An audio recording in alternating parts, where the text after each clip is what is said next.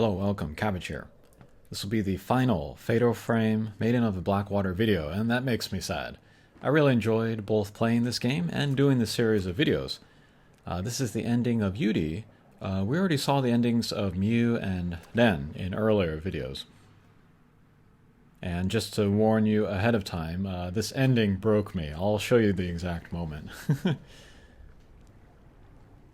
But here, Yuri is at the shrine on the water, and we are heading to the Shadow Spring. I didn't think we would ever come here, so this is cool. We've seen this place over and over again in flashbacks, so to actually come here is like an entire game of build-up paying off.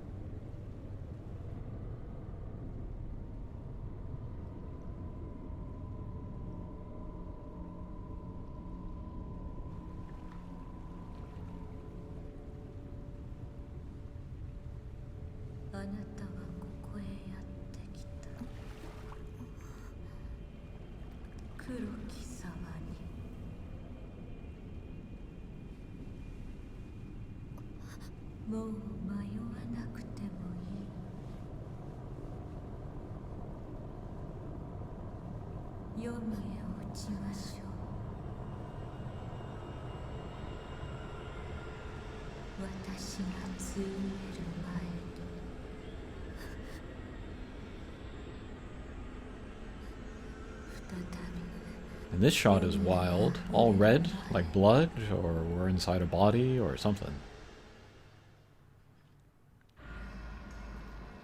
There are two repeating phases to this boss, underwater and above water. The boss fight ends when we do the fatal glance on the boss, and depending on which phase we do it, we get a different ending. I'll show the above water ending, which is the good ending. I will not show any other endings. I can save that for people that want to play this game for themselves.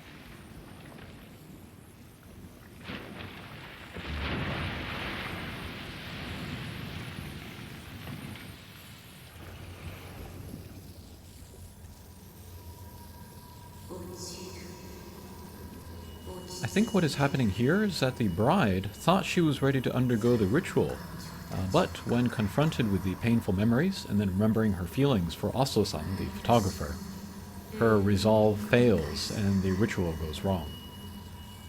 So a curse is placed on the bride, the black water overflows, and we have the mountain in the state that it is when the game starts.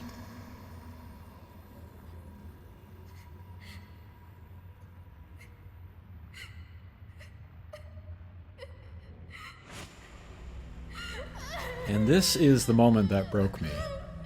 The bride begs for someone to share her pain, and Yuri takes it. That is Yuri's power.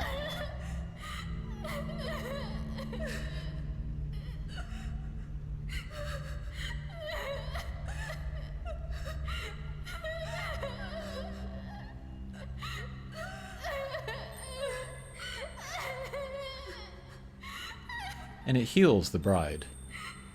Yuri was resisting her gift for so long, but here she finally embraces it. She cries for another person, which is a generous act, but I think she was crying for herself too, maybe out of relief for finally accepting herself, for considering her gift a gift and not a curse. And it was at this point that I got it. I got what the game was trying to say, and it was such a beautiful revelation, both in the message itself and how it was said.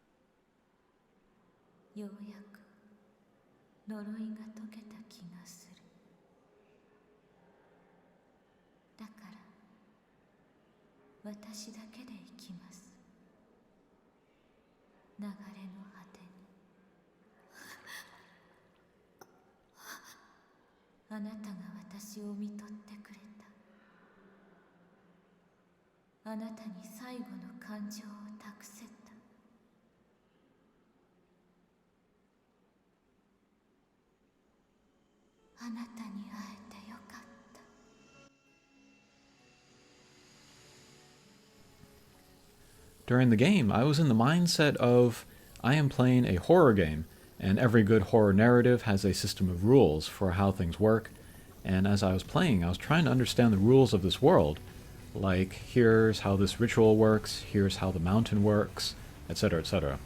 I was playing it like I did Fatal Frame 1 or 2, but I was not expecting, over the course of the game, to have these heavy themes come up, and I was blindsided by this surprisingly emotional resolution. It also drove the point home that none of the ghosts are really enemies. They are haunted spirits that must be set free.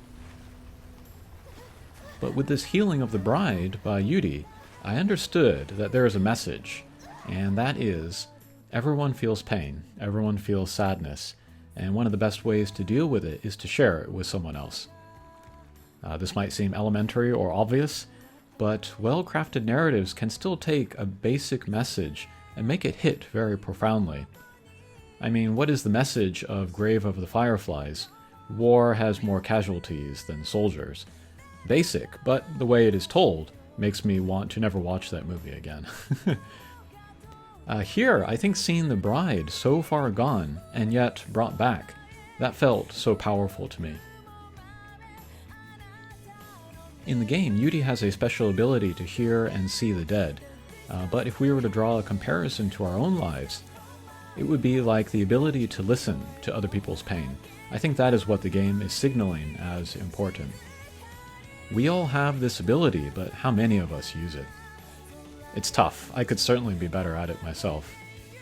It takes time and energy and attention to listen to someone else, and we all have days when we just don't have it in us. Yuri resisting against her gift reflects that. And it goes both ways, taking in someone else's pain, but also asking for help when we feel pain. It's a barrier to break through, whether listening or asking, and it's real, it's tough. And I think it directly ties to the suicide theme that runs throughout the game. In an earlier part, I scoffed at the hot cup of tea as being enough, and I thought this was just going to be another lightweight Japanese narrative that offers hand-wavy, wishful thinking solutions to big problems, and there are a lot of those.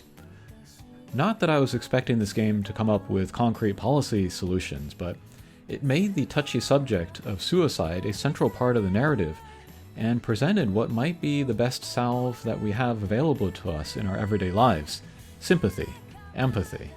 That's all. I remember after Columbine, Marilyn Manson's music was blamed for the shootings. He was later asked what he would have told the kids if he could have spoken to them, and he answered, I'm paraphrasing, but I wouldn't have told them anything, I would have listened. He had it right. So the message of this game is beautiful, but also the technical skill with which they built an interesting story and a fun game around that message is really impressive. To address a real problem and make a substantial statement on it, and yet have it not feel awkward or forced in the context of the game, is pretty amazing. This is the most surprising and fulfilling game experience I have had in a long time, maybe ever. I loved Fatal Frame 1 and 2. They were masterworks of mood and tone and vision, but I love this more for having all of that, but also affecting me. What a surprise. I doubt if anyone involved with making this game is watching, but thank you. This was genius on so many levels. So that's that. And after all that, I probably don't need to say it, but I highly recommend this game. It was a joy to play and make videos about. It gave me a lot to chew on. If you've watched these, thank you. I appreciate it. Take care.